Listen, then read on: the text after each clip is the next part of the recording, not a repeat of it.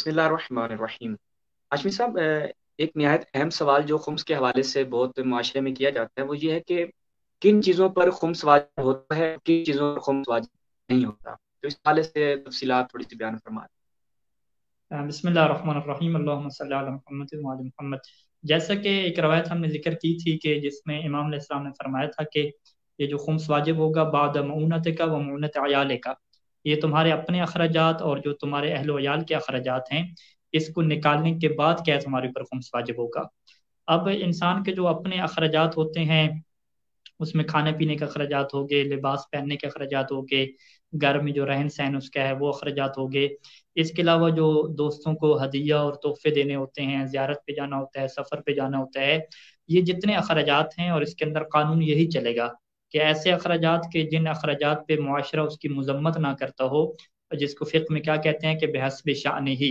اس کی حیثیت جو معاشرے میں ہے، اس کا جو معاشرے میں سٹیٹس ہے، اس کا جو معاشرے میں رہن سہن ہے، اس کے اعتبار سے کیا ہے وہ خرچے کر رہا ہو تو ان اخراجات کے اوپر خمس واجب نہیں ہوتا۔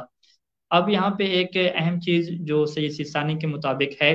کہ اگر ایک انسان اپنی حیثیت سے بڑھ کے خرچہ کرتا ہے تو اس کے اوپر تو کیا ہے خمس واجب ہو جائے گا۔ اب حیثیت سے جو بڑھ کے خرچہ کرنا ہے اس کی جو ہے وہ دو صورتیں ہیں۔ اگر تو وہ فضول خرچی کرتا ہے تو فضول خرچی جو ہے وہ حرام ہے،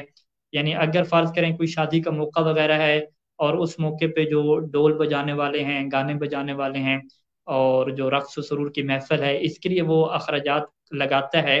تو اس سے ہم کہتے ہیں کہ ایسا خرچہ کہ جو انسان مال حرام میں کیا ہے خرچ کرے، مال حرام میں خرچ کرے یا ایک فضول خرچی والا کام ہو اس میں انسان خرچ کرے، تو یہ جو خرچہ ہوتا ہے اس کا خمس دینا فوراً کیا ہوتا ہے ضروری ہو جاتا ہے۔ یعنی ہم اسے یوں سمجھ سکتے ہیں کہ جس طریقے سے امام علیہ السلام نے فرمایا تھا کہ تمہارے سارے کا سارا مال جو ہے وہ اللہ کا ہے اور اللہ نے یہ تمہارے اوپر احسان کیا ہے کہ 5واں حصہ خود رکھ لیا اور 4 حصے تمہارے لیے حلال کر لیے۔ تو اب یہ جو 5واں حصہ جو اللہ اور اللہ کے رسول اور امام کا ہے، تو اس میں ہم کیا کہتے ہیں کہ ایک بندے نے جو ہے وہ سارے پیسے لگا دیے حرام کام میں، تو اس نے گویا کہ 4 حصے اپنے بھی لگا دیے اور جو 5واں حصہ کسی اور کا تھا وہ بھی کیا اس نے لگا دیا حرام کام میں، لہٰذا جو 5واں حصہ ہے وہ بھی کیا اسے فوراً کیا خمس دینا پڑے گا۔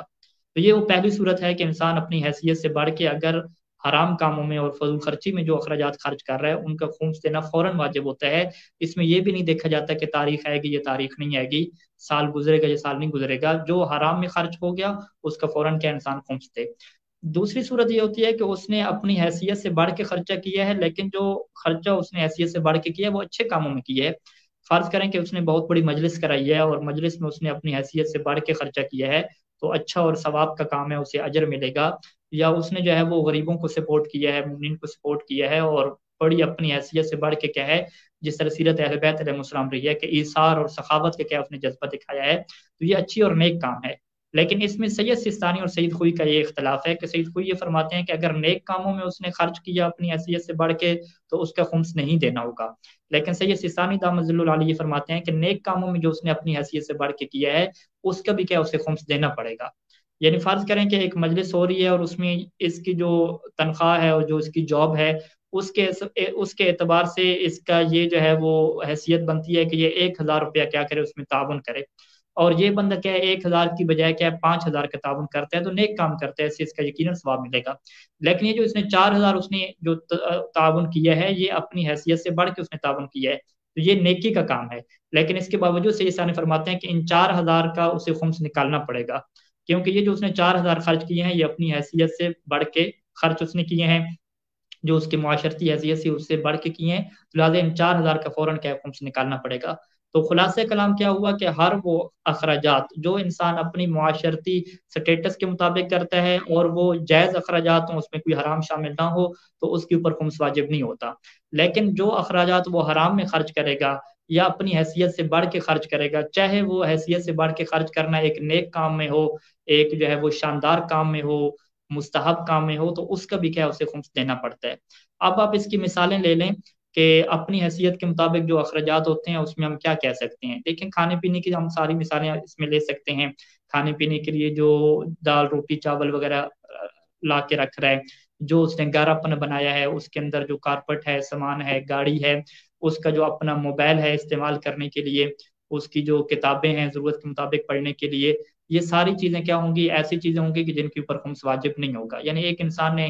کہ جو ہے وہ برتن خریدے استعمال کے لیے، وہ برتن اس کے گھر پڑے ہوئے ہیں، استعمال ہو رہے ہیں، اس کا موبائل استعمال ہو رہا ہے، اس کی اینک استعمال ہو رہی ہے، تو یہ چیزیں ایسی ہیں کہ ان کے اوپر کبھی بھی کیا خمس واجب نہیں ہوتا، چونکہ یہ کیا کہلاتی ہیں عربی کی تعبیر کے مطابق مؤونہ اور اخراجات کہلاتی ہیں، کہ یہ انسان کے اخراجات کہلاتی ہیں اور ان کے اوپر کیا خمس واجب نہیں ہوتا. اسی طریقے سے اخراجات سے ہٹ کے کچھ چیزیں شریعت میں ہیں جن کے اوپر خمس واجب نہیں ہوتا. اس میں مہر کی مثال دی جاتی ہے کہ جو بیوی کو مہر ملتا ہے،